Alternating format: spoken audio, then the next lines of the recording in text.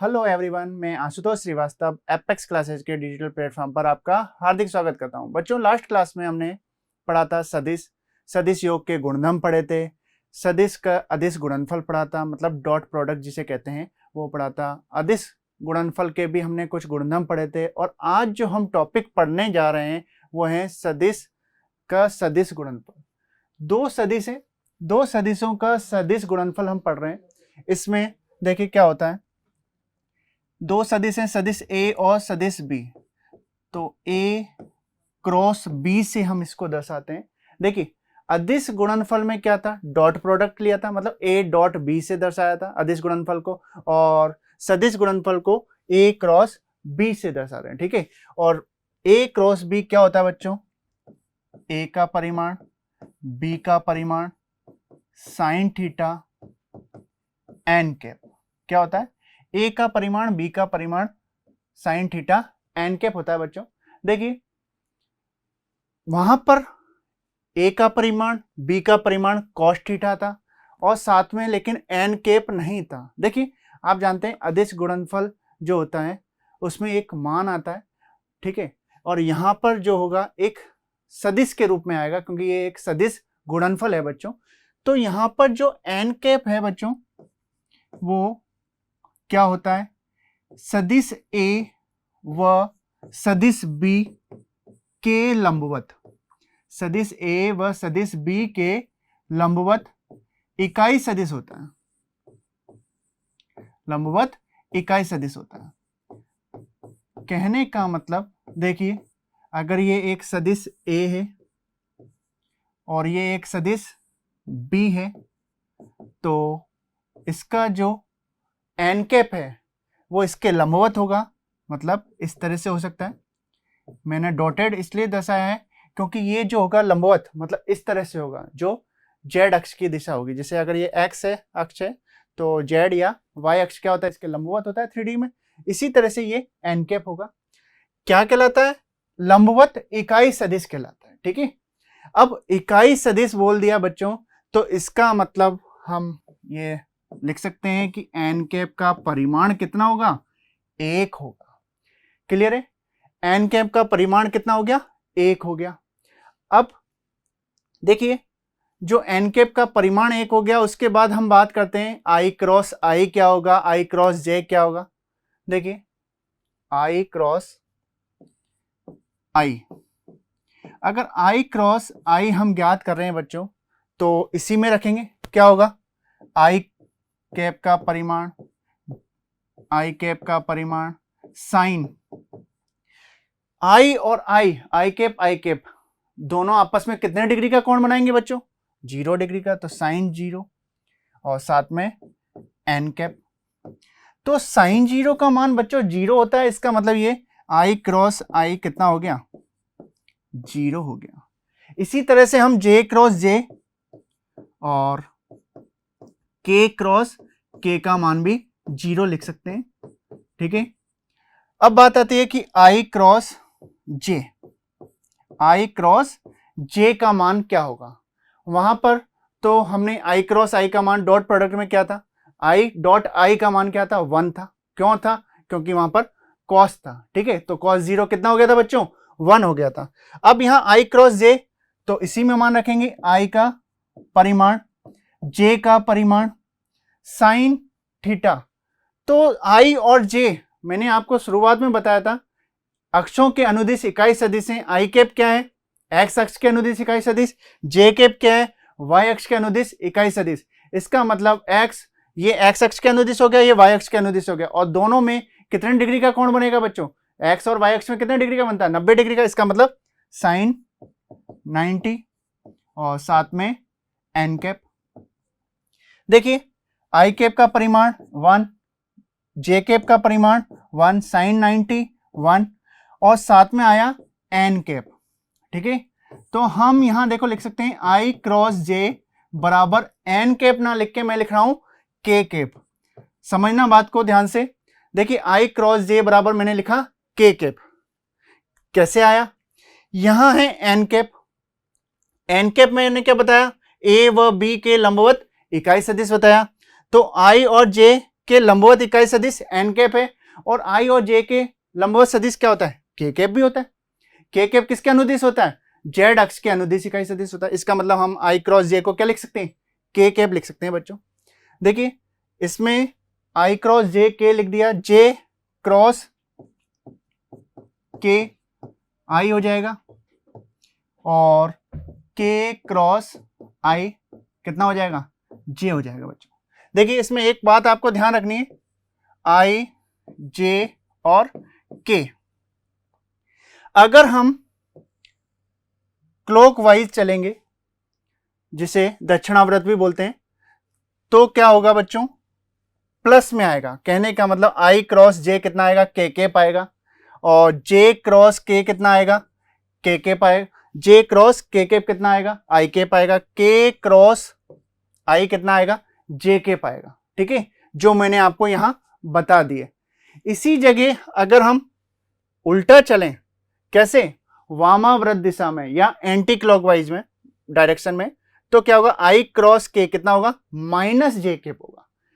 तो मैंने आपको बता दिया कि आई क्रॉस जे के कैप हो गया, जे क्रॉस के कैप आई कैप हो गया, के क्रॉस आई जे कैप हो गया। ये सब पॉजिटिव हुए, क्यों हुए, क्योंकि ये इनकी डायरेक्शन जो है क्लॉकवाइज है, और अगर एंटी क्लॉकवाइज डायरेक्शन होगी तो ये क्या हो जाएंगे, माइनस के हो जाएंगे। मतलब मैं कहूँ आई क्रॉस के कितना होगा, तो माइनस जे कैप होगा। के क्रॉस जे कितना होगा, माइनस का आई कैप होगा। ठीक है, इस तरह से हम यहाँ पर मान ज्ञात कर सकते हैं। अब बात करते हैं लंबवत इकाई सदिश कैसे ज्ञात करते हैं। देखिए लंबवत इकाई सदिश मैंने अभी आपको बताया था कि क्या होता है, एन कैप होता है बच्चों। तो एन कैप बराबर, इसी से फॉर्मूला लिखते हैं हम, ए क्रॉस बी अपॉन ए क्रॉस बी का परिमाण होता है। ठीक है, अब जो मैंने आपको बताया दो सदिशों का सदिश गुणन, अगर आपको कोई क्वेश्चन आ जाए तो वो ज्ञात कैसे करते हैं देखते हैं। पहले वो कर लेते हैं, फिर इस पर बेस एक एग्जाम्पल कर लेंगे कि लंबवत इकाई सदिश कैसे ज्ञात किया जाता है। देखिए यदि सदिश ए बराबर, कोई सा भी एक एग्जाम्पल ले लेते हैं, या फिर हम सिंबल के रूप में लेना चाहें तो सिंबल के रूप में भी ले सकते हैं। देखिए सिंबल के रूप में लिख लेते हैं पहले, A1 आई कैप प्लस A2 जे कैप प्लस A3 के कैप है, तथा सदिश B बराबर है B1 आई कैप प्लस B2 जे कैप प्लस B3 के कैप। तो हम A क्रॉस B ज्ञात करना सीख रहे हैं बच्चों की A क्रॉस B ज्ञात कैसे किया जाता है। A क्रॉस B, देखिए ये हम सारणी गुणन हमने पढ़ा होगा, उसी तरह से हम करते हैं बच्चों। तो सारणी गुणन में क्या होता था, यहाँ हम आई कैप जे कैप के कैप ले लेते हैं, क्योंकि यहाँ सदिश के रूप में है, वहाँ पर ओनली संख्या होती थी। और यहाँ पर हम क्या करेंगे बच्चों, एक तो आई कैप का गुणांक कितना है, A1, जे कैप का गुणांक है A2, के कैप का गुणांक है A3। इसमें B1 है, यहाँ B2 और यहाँ B3। ठीक है, अब इसको गुणा कर रहे हैं, जैसे हम सारणी गुणन करते थे बिल्कुल वैसे ही करेंगे। देख लीजिए एक बार बता रहा हूँ। देखिए आपको ध्यान हो तो यहाँ प्लस माइनस प्लस अल्टरनेट चलता है सारणी गुणन में, तो उसी तरह से हम यहाँ चलेंगे। आई कैप लेंगे, सबसे पहले आई कैप ले लिया, इस पंक्ति को और इस स्तंभ को छोड़ देंगे बच्चों, क्योंकि आई कैप इस स्तंभ में और इस पंक्ति में आ रहा है। बचा क्या, ये बचा, तो इसको इससे गुणा करेंगे तो A2 B3 माइनस क्या आएगा, माइनस आएगा बच्चों, फिर क्या आएगा B2 A3। ठीक है, अब क्या आएगा, आई कैप के बाद जे कैप आएगा, लेकिन मैंने आपको बताया प्लस माइनस अल्टरनेट आता है, तो यहाँ प्लस आई कैप आ गया। अब यहाँ क्या आएगा बच्चों, माइनस आ जाएगा। अब जे कैप के लिए, जे कैप किस पंक्ति में आ रहा है, इस पंक्ति में आ रहा है और इस स्तंभ में आ रहा है, तो ये छोड़ दिया और ये छोड़ दिया, क्या बचा A1 B3, फिर क्या आएगा बच्चों, माइनस आएगा B1 A3 हो जाएगा, B1 A3 हो गया, प्लस माइनस अब क्या आएगा, प्लस के कैप आ जाएगा बच्चों। के कैप इस पंक्ति में आ रहा है और इस स्तंभ में आ रहा है, इसको छोड़ दिया, क्या बचा A1 B2, गुणा कर दिया A1 को B2 से, और माइनस माइनस लगा दिया B1 A2। ठीक है, इस तरह से हम दो सदिशों का सदिश गुणन करते हैं बच्चों।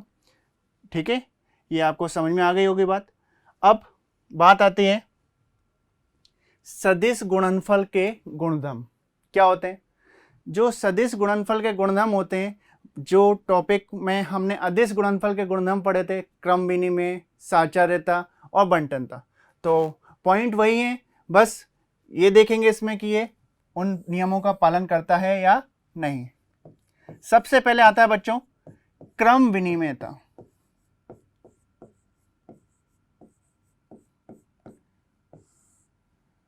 तो देखिए बच्चों, दो सदिश हैं A और B, तो A क्रॉस B हम ज्ञात करें या फिर B क्रॉस A ज्ञात करें, तो ये दोनों आपस में इक्वल नहीं हो सकते। ठीक है, इनकी दिशा मतलब प्लस माइनस चेंज हो सकते हैं।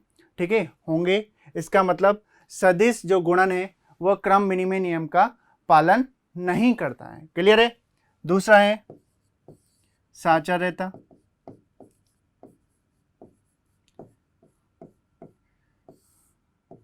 देखिए बच्चों, साचार्यता में दो सदिश हैं, सदिश A और सदिश B। ठीक है, एक तो ले लिया सदिश A और एक ले लिया सदिश B। तो उसमें एक हमने ले लिया अदिश M ले लिया। क्या ले लिया? अदिश M ले लिया। और हम क्या करें, अगर M को A से गुणा करके बच्चों इसका क्रॉस प्रोडक्ट ज्ञात करें B के साथ, या फिर हम कर दें A को ऐसे ही रहने दें, M को गुणा कर दें किससे? B से, और इसका क्रॉस प्रोडक्ट ज्ञात करें। ऐसे कर देते हैं, यहाँ ब्रैकेट लगा देते हैं या फिर यहाँ ब्रैकेट लगा देते हैं।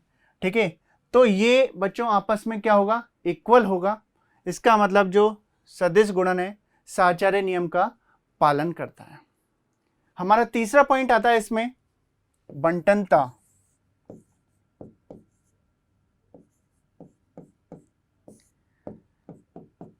बंटनता में देखिए, हम सदिश A को सदिश B प्लस C से क्रॉस प्रोडक्ट करें।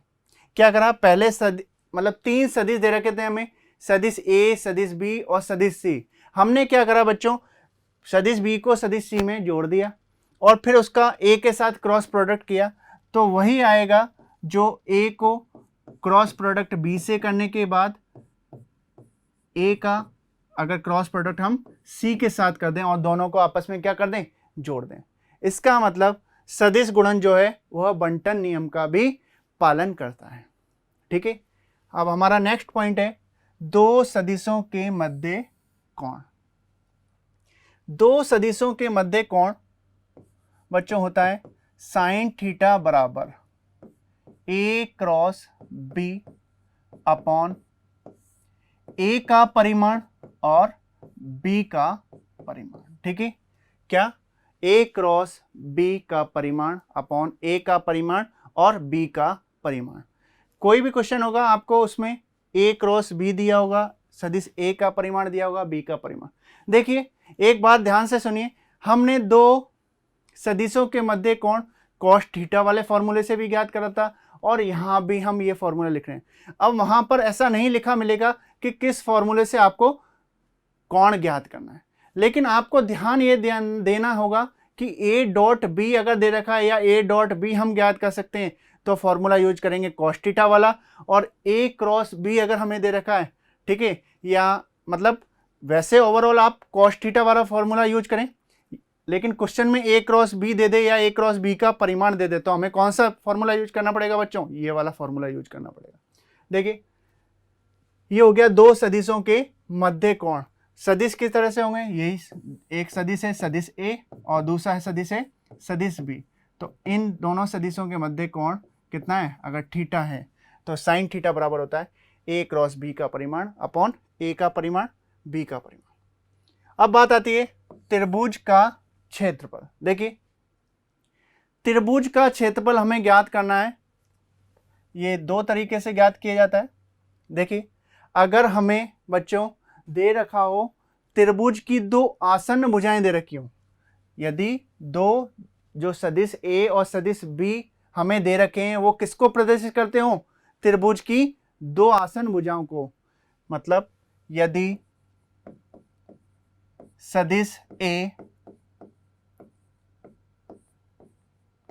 व सदिश बी त्रिभुज की आसन्न भुजाओं को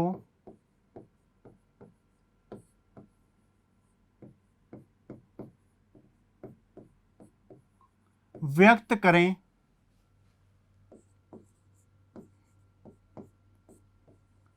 तो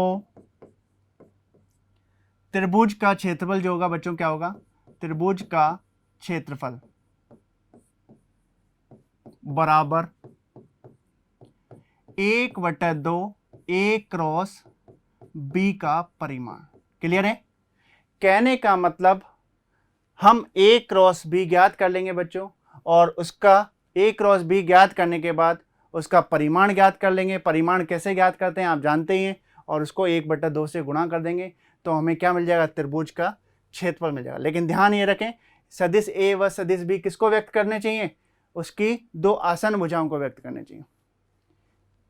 यहां पर दूसरा फॉर्मूला है, यदि 3 सदिश हमें दे रखे हैं, यदि सदिश ए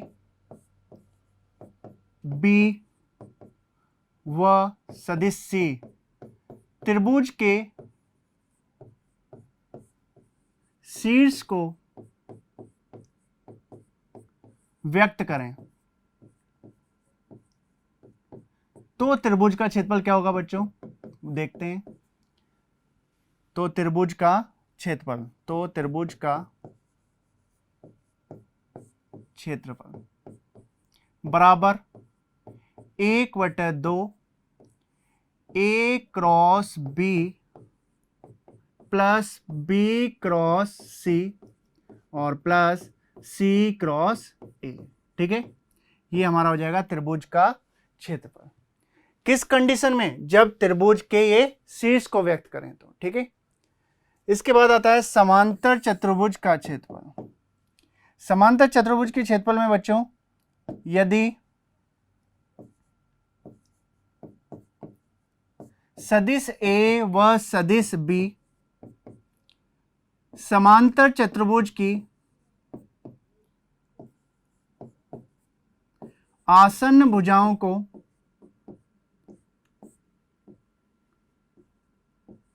व्यक्त करें, आसन्न भुजाओं को व्यक्त करें तो अगर देखो हमने क्या लिखा, सदिश ए व सदिश बी जो समांतर चतुर्भुज है उसकी आसन्न भुजाओं को व्यक्त करें तो समांतर चतुर्भुज का जो क्षेत्रफल होगा बच्चों वो क्या होगा? समांतर चतुर्भुज का क्षेत्रफल बराबर ए क्रॉस बी का परिमाण। क्लियर है? देखिए ए क्रॉस बी का परिमाण हो गया।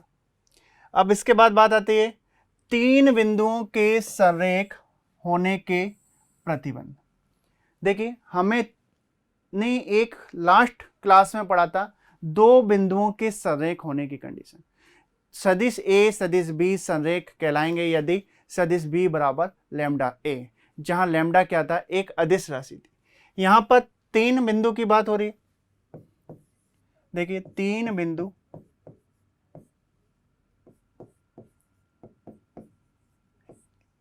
ए बी सी संरेख होंगे यदि, देखिए आप 10th क्लास में भी बच्चों पढ़ते आए हैं। 10th क्लास में जब निर्देशांक ज्यामिति पढ़ी थी तो हमने वहां पढ़ा था कि अगर त्रिभुज का क्षेत्रफल हम 0 बता दें तो वो क्या होंगे? तीनों बिंदु संरेख होंगे, मतलब एक ही रेखा पर स्थित होंगे। तो वही यहां बात है। तो त्रिभुज का क्षेत्रफल अभी हमने एक लिखा था 1/2 A cross B plus B cross C plus C cross A. तो उसको हम 0 के बराबर कर दें तो क्या होगा? A cross B B cross C plus C cross A और बराबर में 0। यहाँ 1/2 बच्चों लिखने की जरूरत नहीं क्योंकि वो 0 हो जाएगा। ठीक है, तीन बिंदुओं के संरेख होने की ये कंडीशन हो गई कि संरेख कब होंगे। एक और होता है, तीन बिंदु ए बी सी संरेख होंगे, तीन बिंदु ए बी सी संरेख होंगे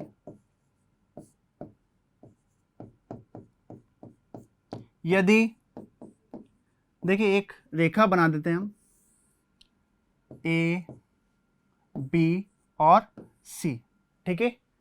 अब ये संरेख होंगे यदि, तो हम एक लाइन लिख सकते हैं, सदिश ए बी, यहां से लेकर यहां से सदिश ए बी प्लस सदिश बी सी बराबर कितना हो, सदिश ए सी हो। दोनों में से आप किसी भी कंडीशन का यूज करके आप संरेख सिद्ध कर सकते हैं, कोई भी क्वेश्चन आपको एग्जाम में अगर दिया जाता है तो, ठीक है। अब हम करते हैं कुछ क्वेश्चन बच्चों। सबसे पहले हम एक ए क्रॉस बी ज्ञात करने के लिए एक क्वेश्चन करके देखते हैं। क्वेश्चन है हमारा, यदि सदिश ए बराबर I cap minus J cap plus 2k cap तथा सदिश बी बराबर I cap plus 2j cap minus 3k cap, तो ए क्रॉस बी ज्ञात करना है। क्या ज्ञात करना है, ए क्रॉस बी ज्ञात कर रहे हैं बच्चों, ठीक है।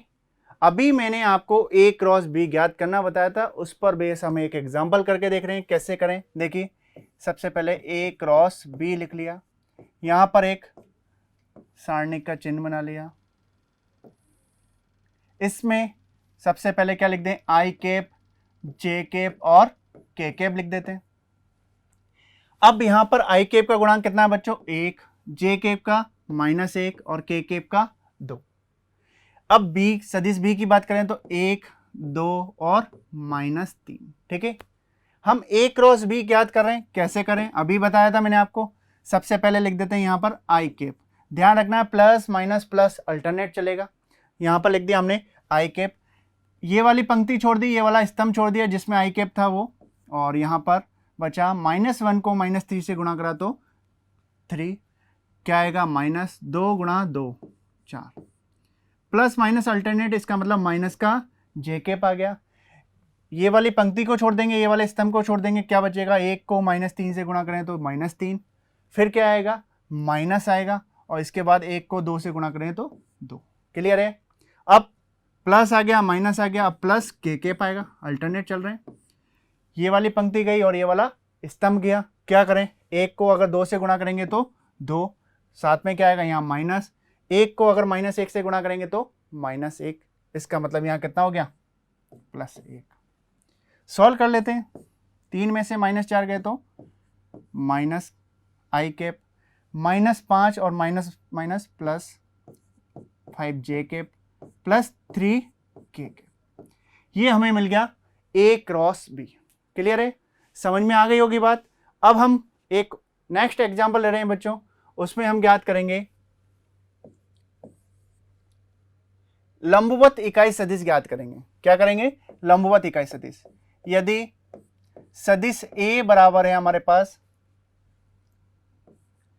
I cap plus 3j cap minus K cap तथा सदिश बी बराबर है I cap minus J cap plus K cap, तो सदिश ए व सदिश बी के लंबवत, सदिश ए व सदिश बी के लंबवत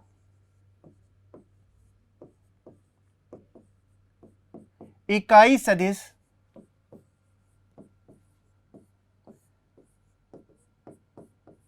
ज्ञात कीजिए। इकाई सदिश हम ज्ञात कर रहे हैं, ठीक है। कैसे करेंगे, सबसे पहले देखिए फॉर्मूला क्या होता है इकाई सदिश ज्ञात करने का, लंबवत इकाई सदिश ज्ञात करने का, एन कैप बराबर ए क्रॉस बी अपॉन ए क्रॉस बी का परिमाण। तो हमें क्या चाहिए होगा बच्चों, ए क्रॉस बी ज्ञात करना होगा। सबसे पहले ए क्रॉस बी ज्ञात कर लेते हैं,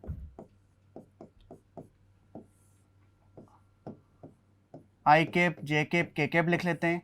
यहाँ पर आ गया 1 3 माइनस 1, यहाँ पर आ गया 2 माइनस 1 1। ओके, यहाँ क्या करें, आई कैप लिख दिया तो ये कितना आ जाएगा, ये छोड़ दी लाइन और ये वाली लाइन स्तंभ छोड़ दिया तो क्या हो जाएगा 3 इंटू 1 3, माइनस आता है, -1 को -1 से गुणा करेंगे तो कितना आएगा +1, प्लस माइनस अल्टरनेट आता है, -j आ गया, क्या करें ये वाला पंक्ति छोड़ दी और ये वाला स्तंभ छोड़ दिया तो क्या बचा 1 इंटू 1 1 और माइनस आएगा 2 इंटू -1 -2, इसका मतलब यहाँ कितना हो जाएगा प्लस। फिर आएगा के केप में क्या लिखें, देखो के केप इसमें आ रहा है पंक्ति में तो इस पंक्ति को छोड़ दिया और इस स्तंभ को छोड़ दिया, क्या बचा 1 इंटू -1 फिर क्या आता है माइनस आता है, 2 इंटू 3 कितना होगा 6, ये मिल गया। इसको सॉल्व कर लेते हैं, 2i कैप 3j कैप -7 के कैप, हमें ये मिल गया बच्चों a क्रॉस b। अब लंबवत इकाई सदिश ज्ञात करना है तो n कैप हमें ज्ञात करना है, इसका मतलब हमें a क्रॉस b का परिमाण भी चाहिए, तो a क्रॉस b का परिमाण ज्ञात करने के लिए हम क्या करते हैं, अंडर रूट में i कैप के गुणांक का स्क्वायर, i कैप का गुणांक कितना है 2 का स्क्वायर, j कैप के गुणांक का स्क्वायर प्लस k कैप के गुणांक का स्क्वायर कर देते हैं, तो कितना हो जाएगा बच्चों, a क्रॉस b का परिमाण बराबर 2 का स्क्वायर 4 -3 का स्क्वायर 9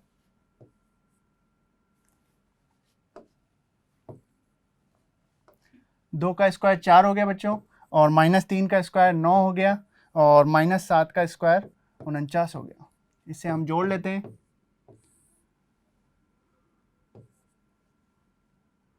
ये हो गया अंडर रूट 62।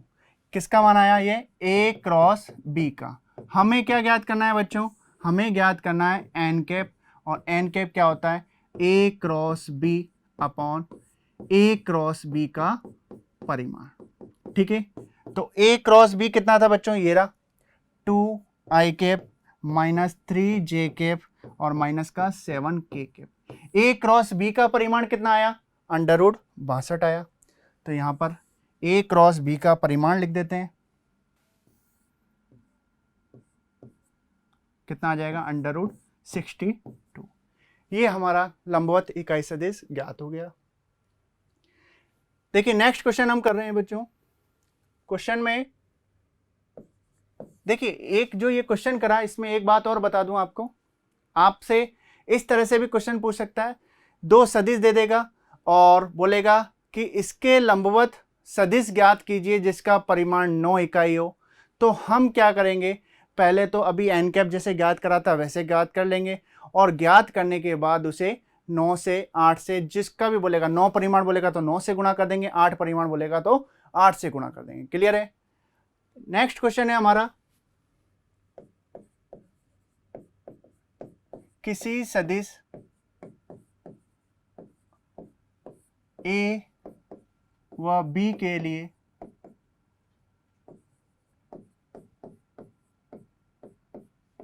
सिद्ध कीजिए कि a क्रॉस b का स्क्वायर बराबर a डॉट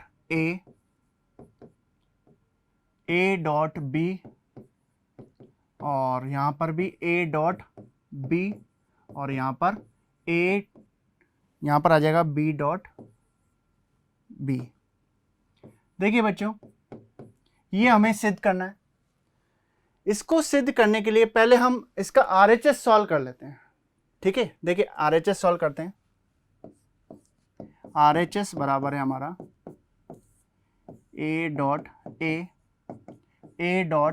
b और a डॉट b साथ में b डॉट b। देखिए वही सारणिक गुणन करेंगे। कैसे करेंगे, ये गुणा ये करेंगे। देखिए a डॉट a पहले लिख लेते हैं हम, क्या होता है ए के परिमाण का स्क्वायर होता है। ए डॉट बी ऐसा ही रहने देते हैं फिलहाल, और यहाँ पर भी ए डॉट बी, और बी डॉट बी क्या होता है बच्चों, बी के परिमाण का स्क्वायर होता है। क्लियर है? देखिए अब अगर हम सारणिक गुणन करें, क्या होता है सारणिक गुणन, कैसे होता है, ये इंटू ये, मतलब ए के परिमाण का स्क्वायर इंटू बी के परिमाण का स्क्वायर, माइनस क्या आता है, माइनस आता है, माइनस ये इंटू ये, तो माइनस क्या बन जाएगा, ए डॉट बी का स्क्वायर बन जाएगा। क्लियर है?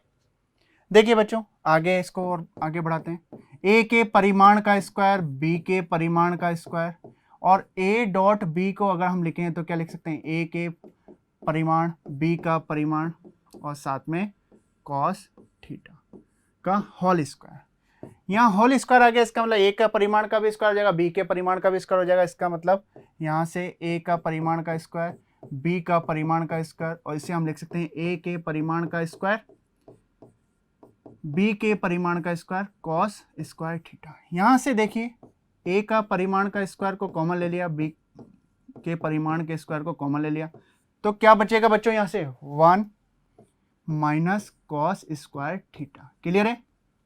और 1 माइनस कॉस स्क्वायर थीटा एक सर्वसमीका होती है, तो हम इसे लिख सकते हैं बच्चों ए के परिमाण का स्क्वायर, बी के परिमाण का स्क्वायर, और साइन स्क्वायर थीटा के इक्वल हो जाएगा। ये हो गया साइन स्क्वायर थीटा। ये हमारा RHS आ गया। क्या LHS भी यही आएगा? देखते हैं क्या है LHS। ए क्रॉस बी का स्क्वायर है, तो देखिए ए क्रॉस बी क्या होता है बच्चों, ए का परिमाण, बी का परिमाण, और साथ में साइन थीटा एन कैप। ठीक है, ये होता है।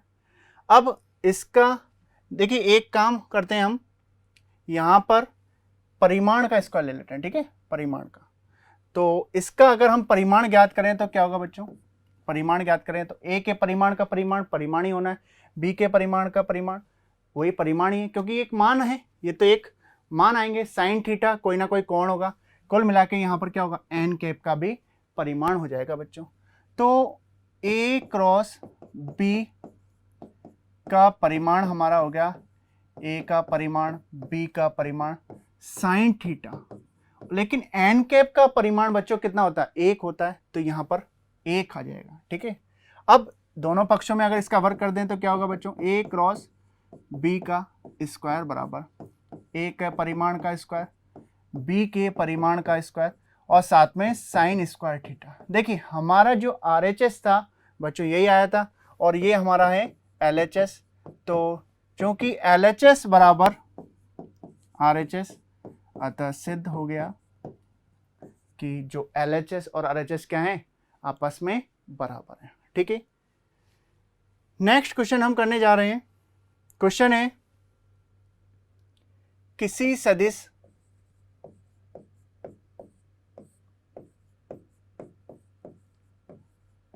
सदिश A के लिए सिद्ध कीजिए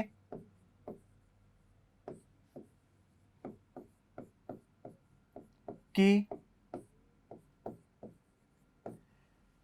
क्वेश्चन है हमारा A क्रॉस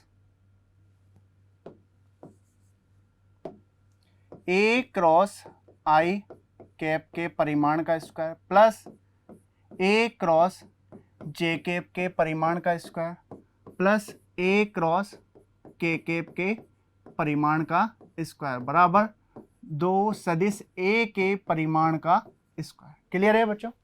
ये है क्वेश्चन हमारा।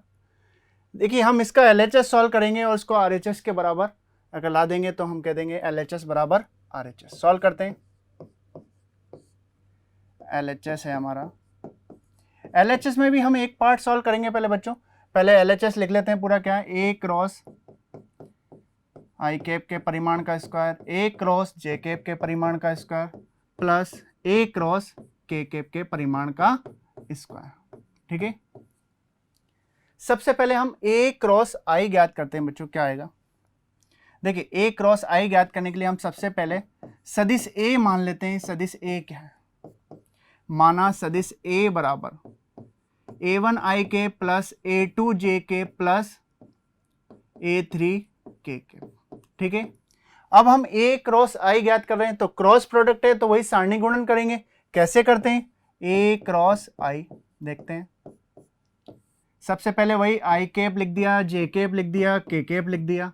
यहां पर a, a1, a2 और a3 i कैप।